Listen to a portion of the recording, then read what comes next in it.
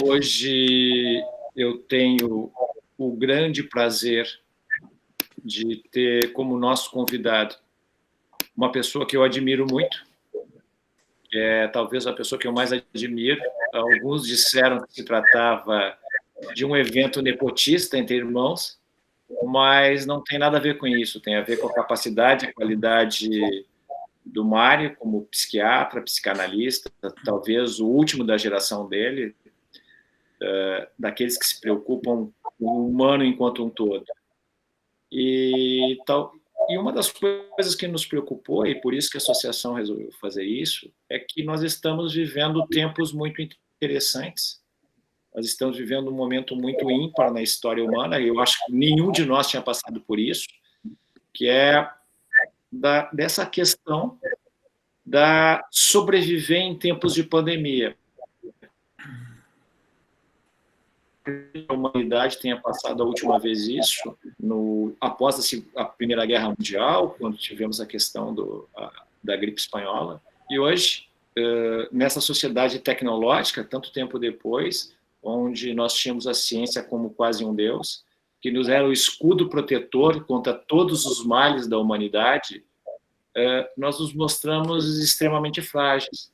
A ciência não tem resposta para tudo.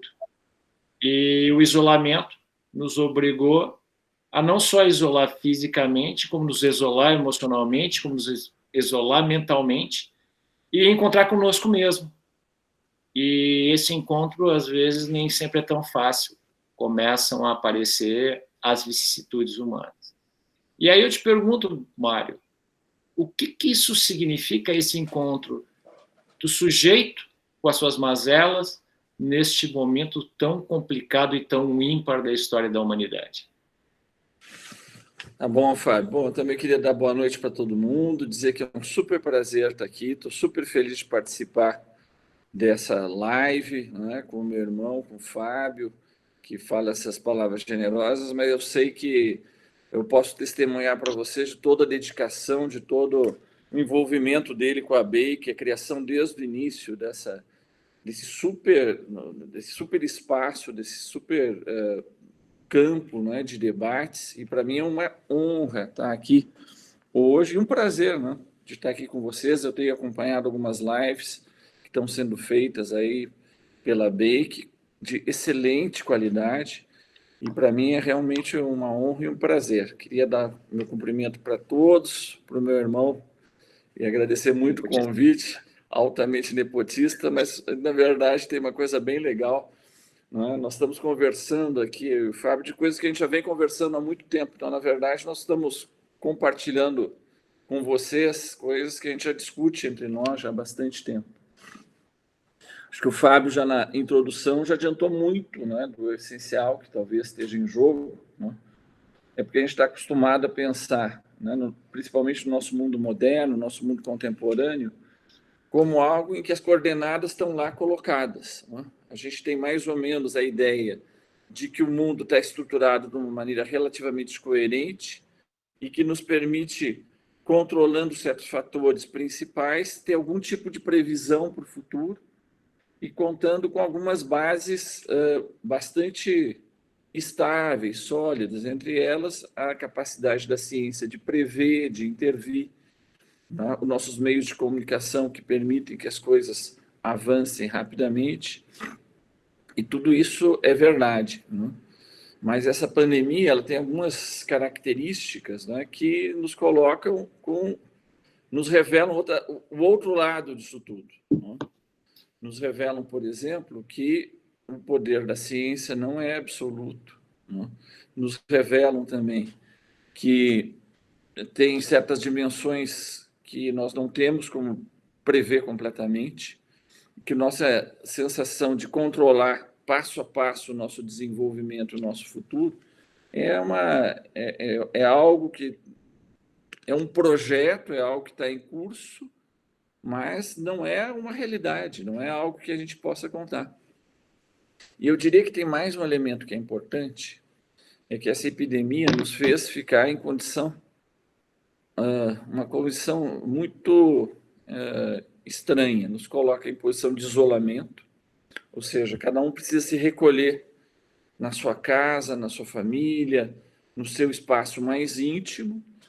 E o campo das redes sociais, da internet, não é? O que nós estamos fazendo agora, ao mesmo tempo nos coloca numa super rede, numa rede que a gente está em contato com todos, então todos estamos participando do mesmo barco, não é? Com as mesmas angústias, com as mesmas esperanças, com as mesmas surpresas.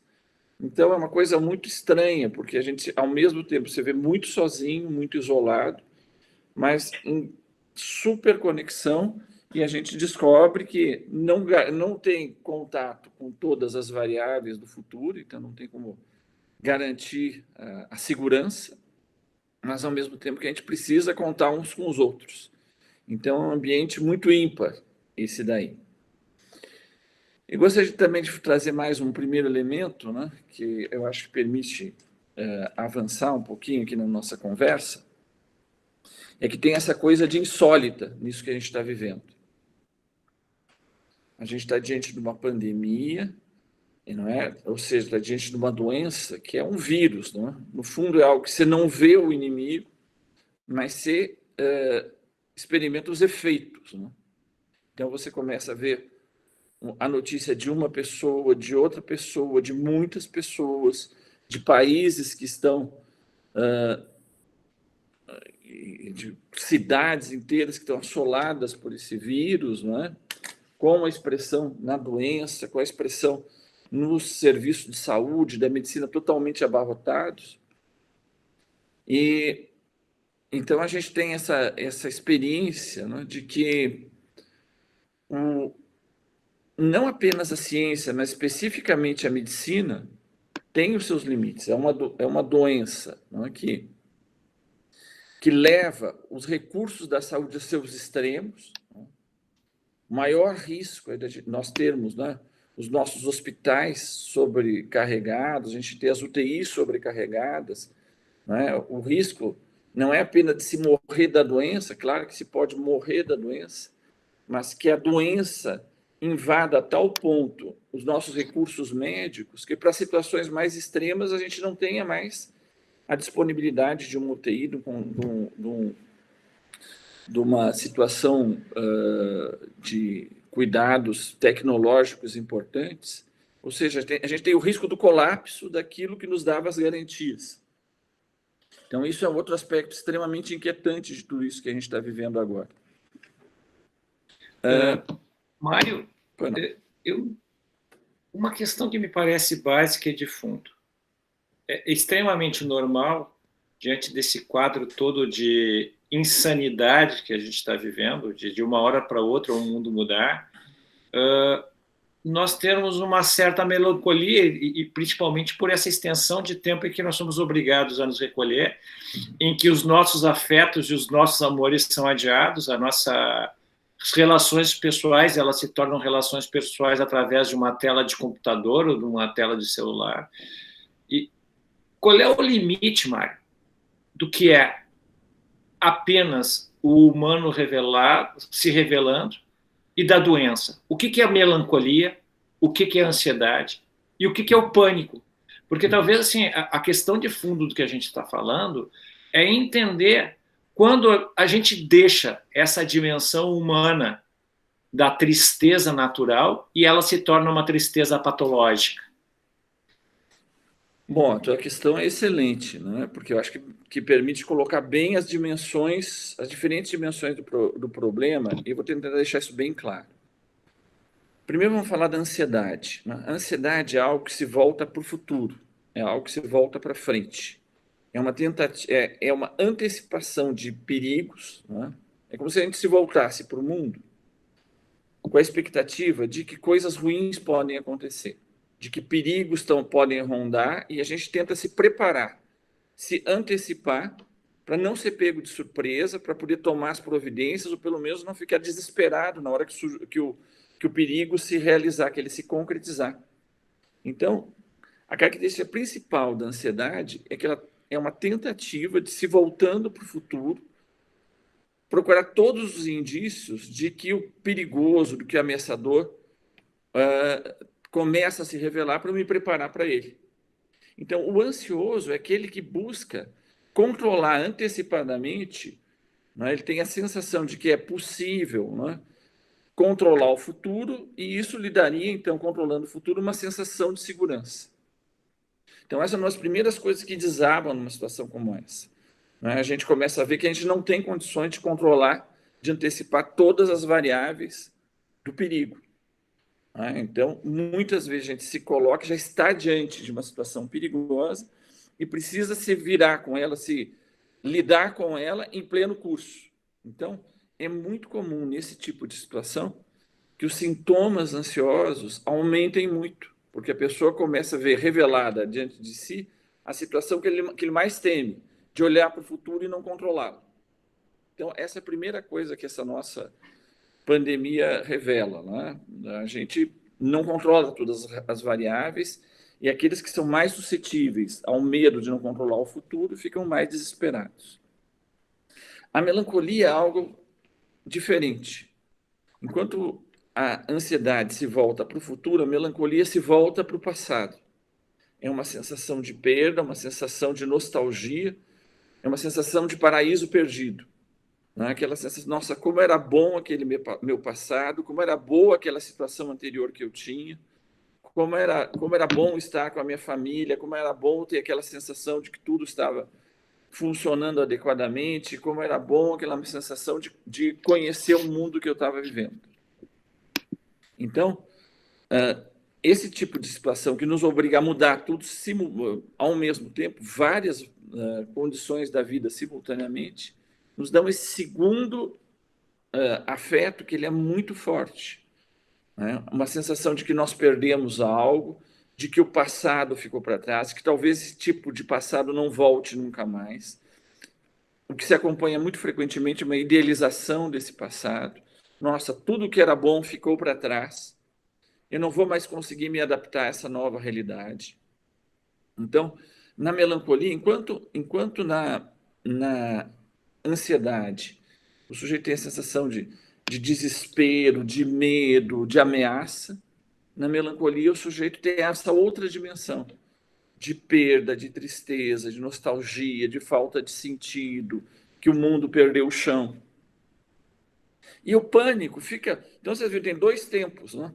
A ansiedade está voltada para o futuro, a melancolia para o passado, e o pânico tem algo a ver com um presente absoluto.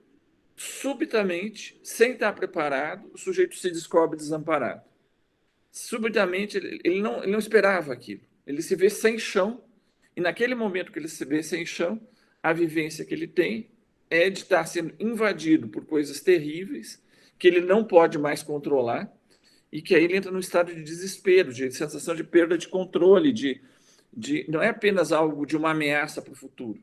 Ele se sente vivendo aquilo naquele momento. Então, ele tem a vivência de desespero, e é uma coisa que é vivida fisicamente. Ele não é apenas algo psicológico. Claro que na ansiedade tem a questão psicológica, do temor do que vai acontecer, da ânsia, né? A ansiedade é uma ânsia de controlar, uma ânsia de antecipar, e a pessoa tem vivências físicas na ansiedade. Mas no pânico, a situação de ser tomado pelo terror é tão forte que a vivência física toma o primeiro plano. Então, tem muitas pessoas que vivem esse momento, em primeiro lugar, como sensações físicas terríveis. Palpitação, falta de ar, tontura, sensação de que vai desmaiar, sensação de que vai ficar louco, de que vai perder o controle, boca seca, enfim. É uma vivência de desespero no próprio corpo. Ainda mais numa situação como essa do coronavírus, da pandemia, porque o que a gente ouve e o que a gente conhece dessa doença, que é uma doença que se manifesta fortemente com sintomas respiratórios. E a gente começa a escutar, né, não vai ter respirador para todo mundo, né, tem o risco de morrer na porta do hospital, tem o risco de morrer sufocado, tem o risco de ser tomado pela falta de ar. Ou seja, são vivências muito basais, muito físicas, muito primárias, né? De vida ou de morte. Eu vou sobreviver ou vou morrer.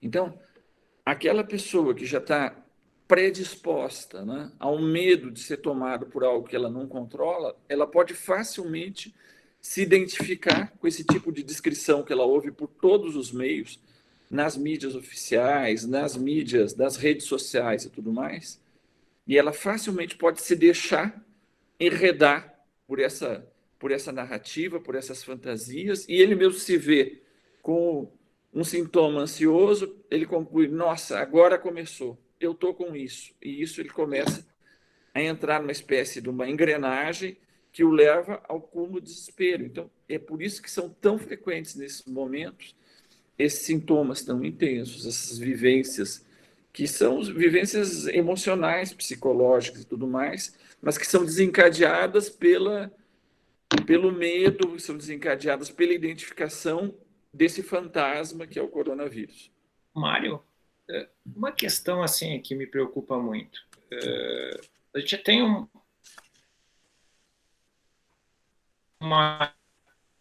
uma necessidade diante de uma doença, e nas doenças mentais parece que mais ainda, porque elas continuam com estigma e com preconceito, de tratar medicamentosamente.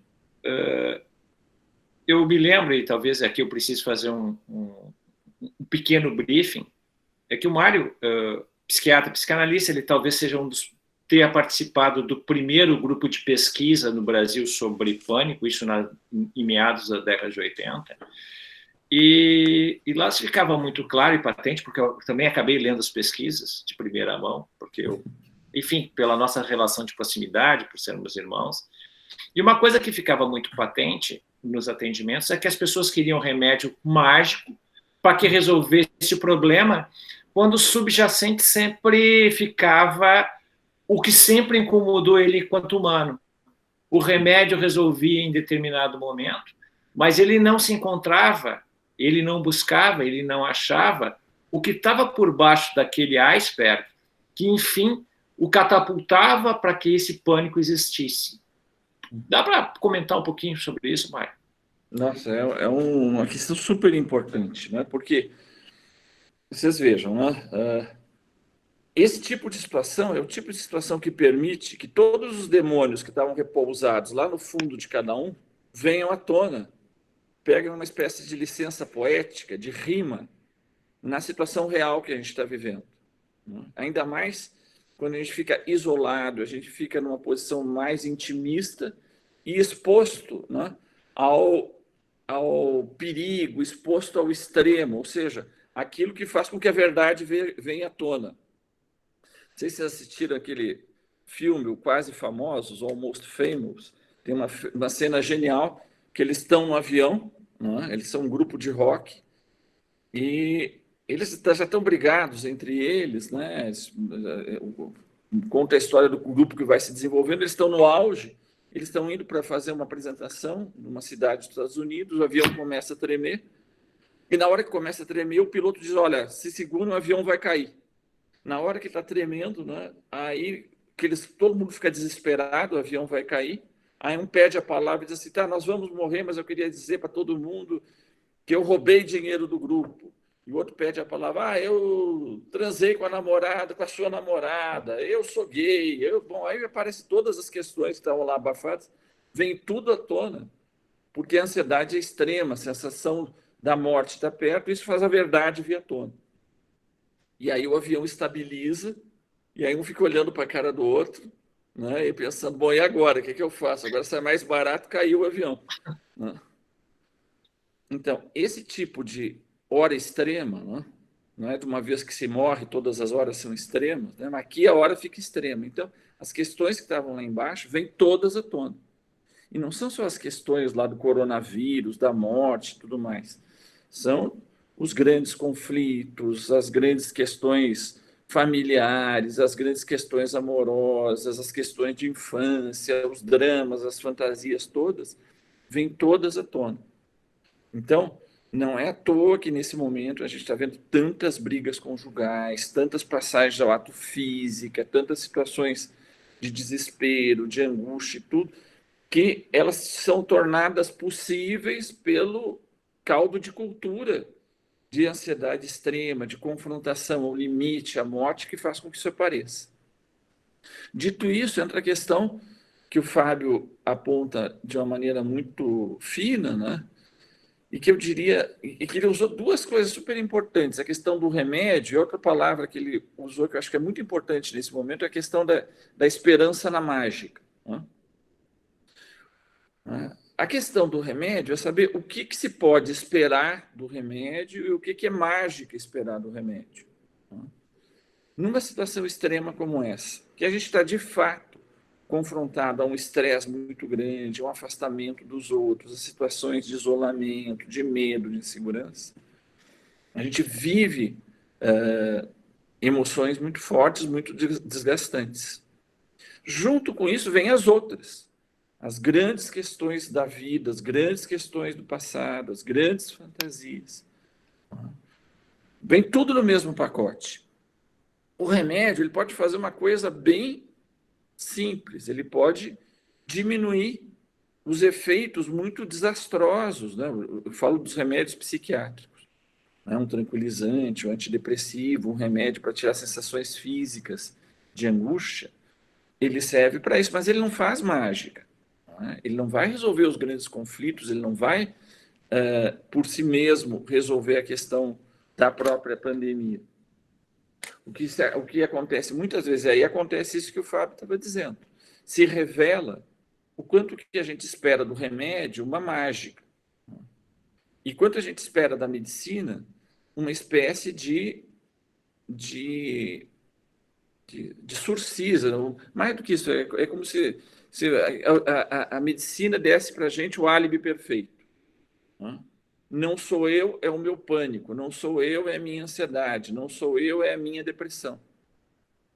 Não, existe a depressão, o pânico, a ansiedade, mas eu, enquanto pessoa, enquanto sujeito, eu estou em cada uma dessas. As minhas questões estão presentes em cada uma dessas. Né? O que a gente pode fazer é o diagnóstico dessas situações, aplacar os efeitos mais intensos, mas as questões do sujeito estão todas lá. Né? As suas inseguranças, os seus medos, as suas culpas, as suas vergonhas, os seus fantasmas, os seus demônios. Isso a gente não cura com remédio. E quanto mais desesperadora a situação, mais a gente espera a mágica. Agora a gente está vendo, né, na mídia quantas mágicas ou quantos remédios mágicos a gente espera nesse momento. A gente pode esperar da ciência e dos remédios aquilo que ciência e remédio pode dizer. Se um tal remédio ele tem efeito, ele precisa ser testado, ele precisa ter uma experiência, tem que ter um bom senso de uso clínico. Por exemplo, eu não vou usar para todo mundo, mas eu posso usar em uma situação extrema, eu tenho que pesar riscos, não é, e benefícios, como eu faço em qualquer situação, mas não tem mágica que salve tudo simultaneamente. Ou seja, essas situações extremas solicitam, não é, uma espécie de... que surja um santo salvador, uma solução mágica, mas, na verdade, o que ela solicita mais radicalmente é que a gente seja o máximo de humanos. Né? E ser humano quer dizer, diante de uma situação extrema, saber que nós não somos Deus, saber que nós temos que proceder com método, com razão, com solidariedade, não é? com compartilhar com os outros, com moderação. Tá? E isso é muito difícil nesse momento. E aí entra outra dimensão do pânico, que o Fábio mencionou. Tá? Tem o pânico como fenômeno individual e tem o pânico como fenômeno coletivo. Eu gostaria de falar alguma coisa a respeito do pânico como fenômeno coletivo, porque é importante a gente tratar disso nesse momento. A nossa cultura, as culturas, as sociedades, elas funcionam porque a gente tem uma série de pactos de funcionamento entre nós que eles são tácitos, que eles são implícitos, que a gente já vem no nosso pacote. Eu agora estou conversando com vocês, eu uso óculos. Né? Usar óculos está tão no nosso pacote de cultural que nenhum de vocês vai se sentir ameaçado ou achar estranho que eu esteja falando com você por estar usando óculos. Né? Mas se vocês fossem abduzidos subitamente, estivessem em Júpiter, cercados de seres verdes, com 50 olhos, e só um tem óculos, você pode pensar o que isso significa. Porque a gente não sabe qual é o código daquilo. E a outra coisa desses nossos códigos é que eles são compartilhados. Né? Eu, esses dias, antes de começar o isolamento, estava em São Paulo, mas já estava começando a surgir o clima de desespero da pandemia. Então, estava todo mundo indo embora no final da tarde, tinha um acidente na Marginal, então você só tinha mais uma saída antes de ficar preso no engarrafamento do acidente. Né? E com o clima de que não podemos ficar muito juntos, todo mundo ficou com muito medo de ficar preso no acidente. Bom, então a gente tem a norma social de que para entrar numa rua à direita, você tem certos códigos, você não pode passar por cima do outro, você tem que dar preferência porque entrou primeiro e tudo mais. Bom, eu estava entrando e vi uma pessoa que desesperou. Ela achou que ela ia perder, que ela não ia conseguir entrar na curva, e ela força em cima da outra. Quando ela viu que ela forçou em cima, quando o que vinha de trás viu que ela forçou em cima do outro, ele deve ter pensado, nossa, todo mundo vai forçar. E ele força junto. Então, ali você tem um núcleo que, se todo mundo começa a achar que a regra tácita não vale mais, todo mundo entra em pânico e aí entra o caos. Para vocês verem como isso se desencadeia com um grão de areia. Porque é que nem num jogo de futebol. Tem lá um estádio lotado que tem lá umas 20 saídas. Todo mundo sabe que se for todo mundo subitamente para saídas, aquilo entra em caos, pode morrer gente ali. Então tem um código de como é que a gente entra e sai por aquelas saídas. Mas você tem uma situação que todo mundo começa a achar que os outros não vão mais responder aquilo, como é esperado, ou como a gente nem pensa nisso, funciona tacitamente, implicitamente. Mário, então basta que 1, 2, 3 se desloquem para lá, que todos acham que não está mais valendo o código. E aí vai todo mundo e aí ocorre o desespero. Então, nesse é um momento que, pelo contrário, não é um momento de é o salve-se quem puder. O salve-se quem puder agora é mais civilização, não é menos civilização. O Mário, não, na verdade, assim, ó, é que esse momento foi tão impactante que a gente viu. É muito interessante que nesses momentos extremos evoca-se o que é o melhor do humano e o pior do humano. Exatamente. Então, o que eu tenho observado, principalmente é o pessoal da área médica, tem vários aqui nos assistindo, da área da saúde, na verdade, que tem se empenhado todos os dias, sabe? Vão para a luta sabendo que podem morrer. No pacto que fizeram com a sociedade, nenhum daqueles instrumentos que são dados, nem luvas, nem máscaras, garantem 100%, aliás, muito antes pelo contrário, e mesmo assim vão à luta. De outro lado, eu tenho observado comportamentos extremamente egoístas. Eu até escrevi sobre isso logo no início. O primeiro fenômeno que eu vi é faltar papel higiênico no supermercado. Talvez a minha dificuldade de entender porque o papel higiênico seria o elemento de primeira necessidade que as pessoas precisariam para sobreviver a esse apocalipse zumbi. Mas a questão é a seguinte, e aí que eu quero entrar. Nesse momento extremo que a gente está, onde tudo é uma caixa de eco, onde tudo é muito hiperdimensionado, não é muito mais fácil no sentido, não é no sentido bom, fácil no sentido ruim, das pessoas ingressarem numa espiral de ansiedade, de angústia, de pânico e de depressão? Eu acho que tu falaste, Fábio, sabe? Assim, eu né, sou médico, trabalho num hospital público, né, no hospital da Unicamp, né? Amanhã mesmo vou ter que ir para lá. Eu posso te dizer que eu testemunho isso todos os dias, eu vejo a grandeza das pessoas, não só dos médicos, pessoal da saúde. Um dos problemas que a gente tem é que todo mundo quer ir trabalhar, não é? Aí o sujeito espirra, às vezes ele quer esconder que ele está espirrando, porque ele não quer deixar de estar na linha de frente. Não é? Então, precisa até dar um freio, para aí. Não é? Se você vai espirrando, ainda que você não tenha coronavírus, mas você tem o resfriado, se você transmite o resfriado para o teu colega e ele começa a espirrar, aí você tira 2 da linha de frente. Então tem coisas muito bonitas, a gente vê muitos, não só na área da saúde, a gente pode ter exemplos em todas as áreas, né, de dedicação, mas ao mesmo tempo aparece o pior, como está dizendo, né, o egoísmo, o desespero, a infantilidade, o pensamento mais mágico possível, a sensação de que vai resolver as coisas simplesmente com mágica, né? E que isso faz muito mal. Essa questão do papel higiênico, eu acho que mostra muito bem, está todo mundo borrado de medo, né?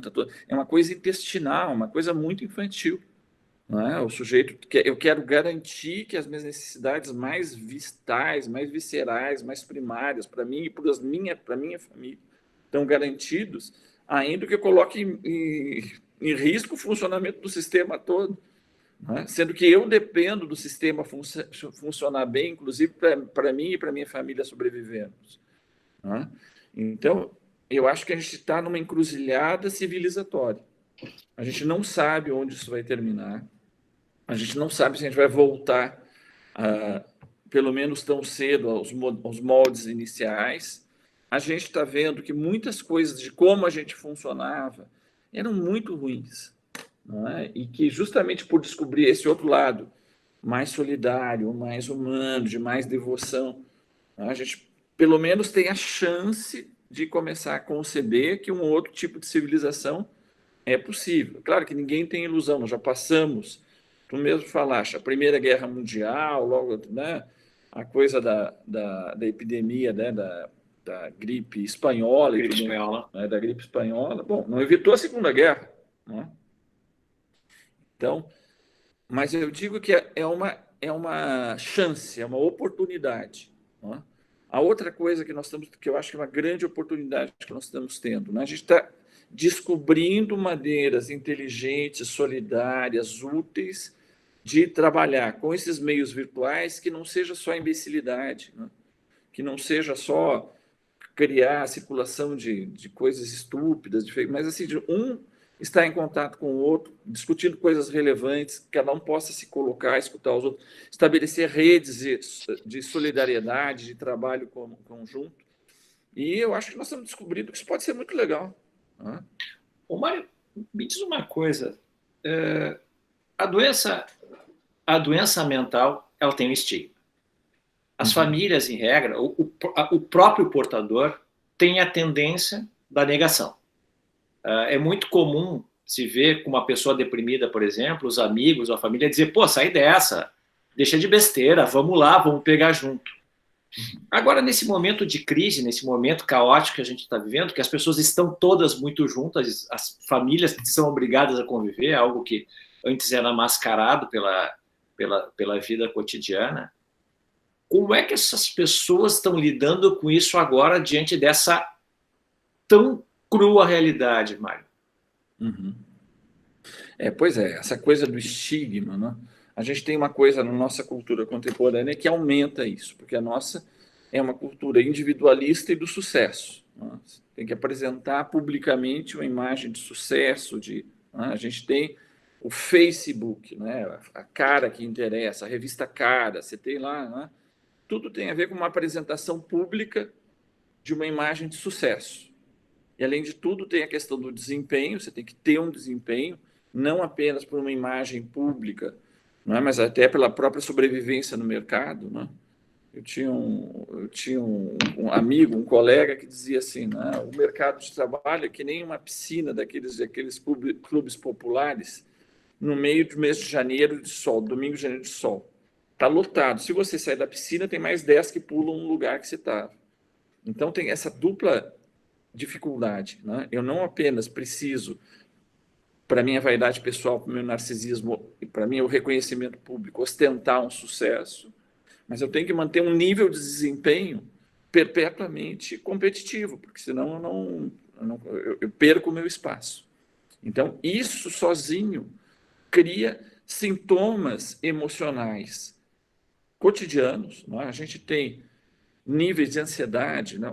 A percentagem de transtornos ansiosos no mundo é em torno de 4,5%. Né?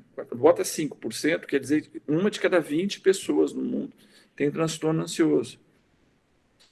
Insônia, né? Você tem 1/3 das pessoas tem problemas graves de sono. Né? No Brasil, a gente tem o dobro, a nossa taxa é o dobro de ansiedade do mundo. A gente está em torno de 9,3%, mais do que o dobro. Né? Então, a gente vive exposto o tempo todo, essa vivência de precariedade, de insegurança, de competição, que você nunca está à altura, né? Então, isso vai aparecer no sono, né? Ele não pode dormir demais, porque senão ele dorme no ponto, mas se ele dorme de menos, ele não consegue estar à altura de se manter na performance. Então, você tem aquele super aumento de consumo de remédio para dormir e aquele super aumento de consumo de remédio para ficar acordado simultaneamente. É como se tivesse uma espécie de uma engenharia, né, para manter um nível de performance o tempo todo excelente. No fundo, isso aqui é uma roda dos ratos, a gente se consome nisso, né, e é algo de desesperador. Então, tem um mal-estar no próprio funcionamento do mundo que se expressa como transtorno mental. Tá? Depressão, ansiedade, suicídio, consumo de álcool e drogas. Quer dizer, evidentemente, todos esses elementos têm prevalências altíssimas e não são só a expressão da pessoa e do sujeito. Isso também é uma espécie de espelho do mundo, de espelho da sociedade, de espelho do tipo de maneira de funcionar que nós temos. Só que tem isso, né? Não se pode falar. Porque se você começa a ostentar muita fraqueza, que se você perde espaço nesse. Agora, nesse momento que está todo mundo frágil, né, a gente está podendo se permitir fazer coisas que antes a gente não conseguia. Falar publicamente do medo, da ansiedade, do cansaço, de não estar conseguindo dormir, do sintoma físico associado ao sintoma emocional, aos sintomas sexuais, né? Tem todo um leque de questões sexuais hoje em dia, que elas são pouco faladas, mas são super presentes, né? E que, bem ou mal, essa situação extrema está nos dando ocasião de falar um pouco mais francamente disso tudo. Então, eu vejo, tem um grande estigma, mas, de novo, essa talvez seja uma ocasião da gente falar, né? Que mundo é esse que a gente vive, que a gente tem taxas altíssimas de sofrimentos mentais imediatamente. Né? A gente fala, né, que a gente chegou num momento da cultura que a gente nunca teve tanto bem-estar, tanta estabilidade, tanta proteção da ciência e da cultura. É verdade, né? Mas, ao mesmo tempo, a gente nunca... Né, esse grau de mal-estar o tempo todo na cultura está presente e agora está bem claro, está evidente para todo mundo. Mário, assim, ó, são coisas comezinhas que me preocupam, tá? Coisas? Comezinhas que me preocupam. Eu sou uma pessoa... Eu entrei na minha quarentena e comecei a perceber que dentro de mim tem alguma coisa fora do lugar. Eu não sei expressar que dor e que angústia é essa. A pergunta que uma pessoa que leiga na área, é: o que eu faço? O que eu procuro? Aonde eu posso encontrar um lugar para extravasar minha dor e tentar entender o sujeito que eu sou? Brilhante essa questão. Nossa, porque é muito legal, porque é um negócio assim, né? Você pode pegar a tua dor sendo igual ao problema. O meu problema é a minha dor, o meu problema é a minha insônia, o meu problema é a minha depressão, a minha ansiedade. Então, me dá um remédio para dor, ou para ansiedade, ou para insônia, ou para depressão. Mas isso tudo, essas são as pontas do iceberg. É por aí que se está se manifestando aquilo que tinha ficado adormecido lá no fundo. Aquilo está pedindo para falar, está tendo a chance de vir à tona, está tendo a chance de se manifestar. Então, com isso, eu não estou dizendo que não deve tratar, que não deve aliviar. Claro que o nível é muito grande de desespero, de insônia, de depressão, são coisas insuportáveis. Mas, ao mesmo tempo, a questão é o que está por baixo disso tudo, o que está se manifestando em mim, finalmente. Às vezes, o sujeito oculta de si mesmo uma vida inteira essas coisas que agora vêm à tona, sob a forma desses sintomas. Né?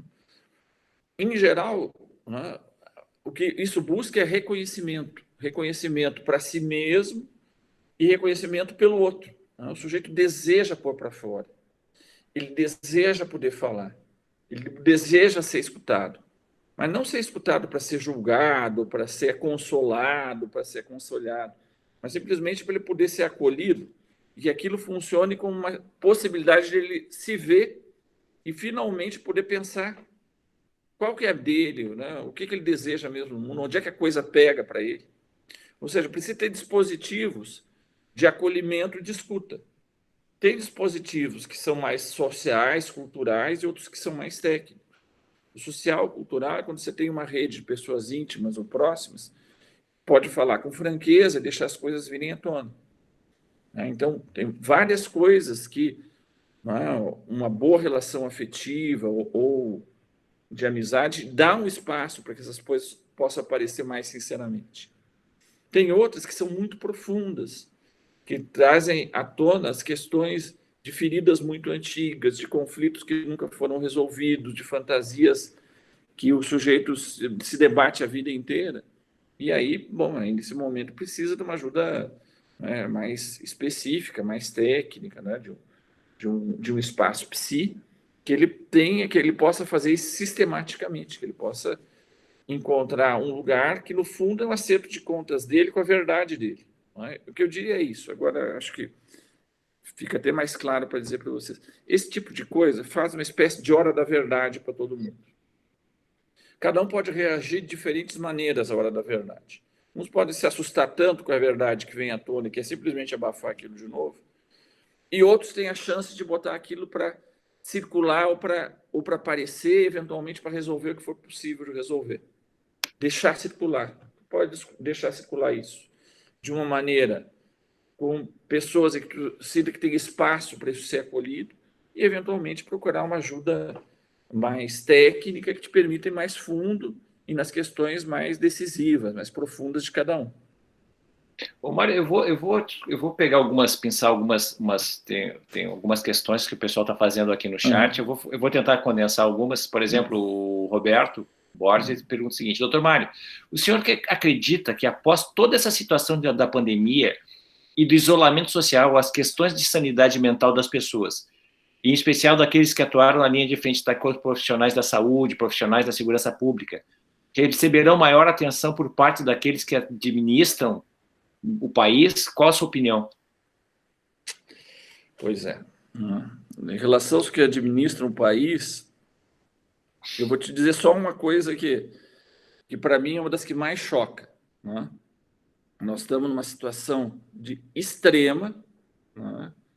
E que raras vezes a gente tem os mais importantes dirigentes do Brasil, né?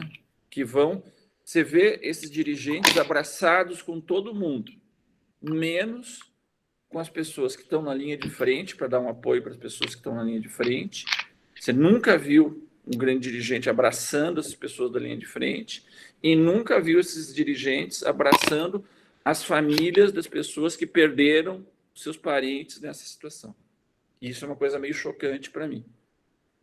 Bom, dito isso, eu diria outra coisa. Qual é o grau de realidade, de crueza que cada um suporta. Né? Quem está na linha de frente é obrigado a ver coisas que, para os outros, passam por um certo filtro.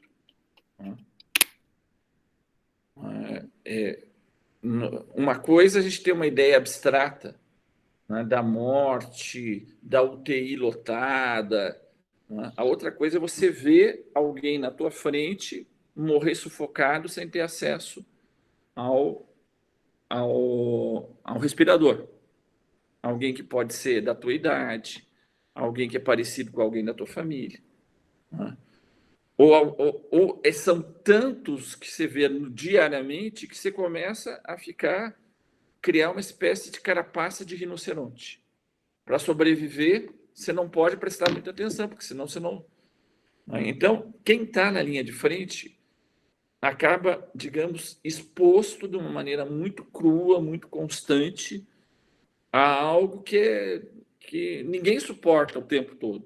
Então, é muito importante que esses serviços, quando é possível, eles tentam fazer um tipo de escala, de revezamento. Por exemplo, aqui na Unicamp, mas tem vários lugares do Brasil inteiro, muitos psis se colocaram à disposição para escutar os pessoal do serviço de saúde, por via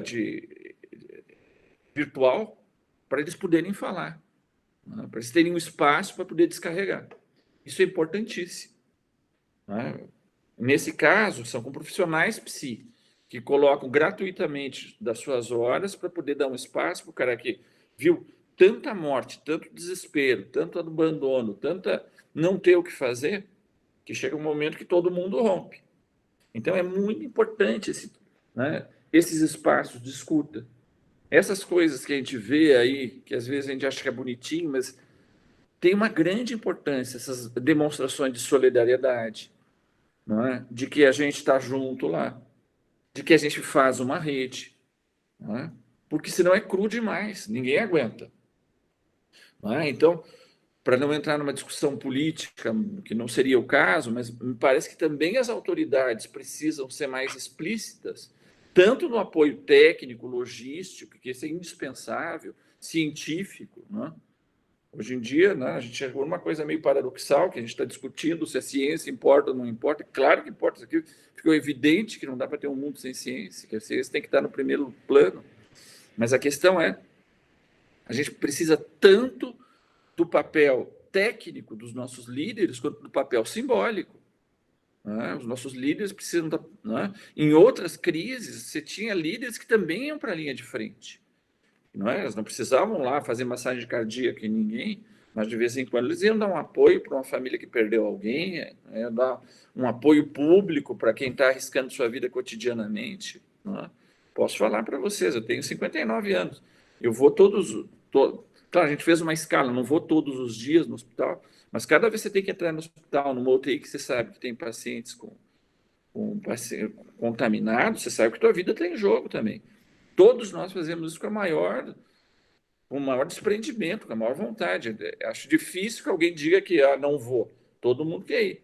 Mas você fica exposto à crueza tão grande da coisa que é necessário que todos nós... Na verdade, a equipe não é só o pessoal de saúde que está na linha de frente, é todo mundo. Não é? O sujeito que está mandando um apoio, que está dizendo, pô, vamos lá, está participando igual. Entendeu? Então, para falar também do papel simbólico da rede e do papel simbólico dos líderes nessa hora, porque isso é decisivo, é fundamental. Mas você fica exposto a muita realidade. Tu sabe, Mário, uma das coisas que sempre me preocupa é essa questão, e neste momento fica muito claro a coisa da efemeridade da vida. Que somos todos muito passageiros e fica... Apesar de todo mundo saber que na certidão de nascimento já devia estar em branco a certidão de óbito, temos mecanismos mentais para dizer isso não vai acontecer com a gente, é num futuro distante que não chegará. Só que agora isso tudo é muito evidente. E talvez nessa evidência a gente fique muito preocupado com a transcendência. O que nós vamos deixar para o futuro? Sabe? Qual a lição e qual a mensagem que nós vamos deixar para as pessoas de aqui a 100 anos? Como é que a gente se comportou? E qual é a mensagem básica que a nossa geração, da geração da pandemia, vai deixar para a geração que está chegando? Uhum.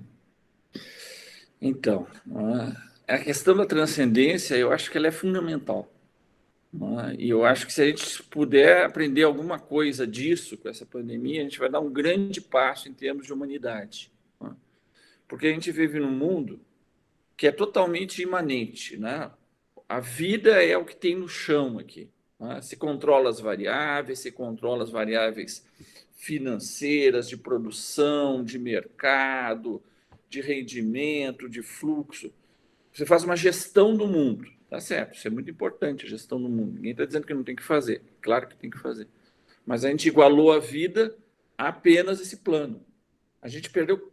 É como se tivesse esvaziado totalmente um plano transcendente. Eu não estou nem falando de um plano místico religioso, embora eu respeite totalmente esse plano, mas que a vida pode ser outra coisa, né? Que você pode ter dimensões de solidariedade, de beleza, não é? de disponibilidade ao outro. Né? Esses dias eu recebi e coloquei para circular, eu não sei se vocês chegaram a ver um vídeo lindo, né? Que é um vídeo da National Geographic, de um peixe um peixinho do oceano, que ele, para fazer a corte, para o acasalamento, ele vai no fundo do mar e ele faz uma espécie de obra de arte. Ele é um peixinho de uns 10 centímetros. Ele fica uma semana, 2 semanas, fazendo uma espécie de uma grande obra de arte totalmente simétrica, que parece aquelas rodas do calendário maia. Não sei se vocês já viram o calendário maia. Totalmente sofisticado. Né? E esse vídeo vinha junto com o seguinte comentário, né? Que o próprio Darwin tinha observado que tem certas aves que cantam mesmo fora do período do acasalamento, just for the sake of beauty, apenas por uma questão de beleza. Olha que legal isso, né?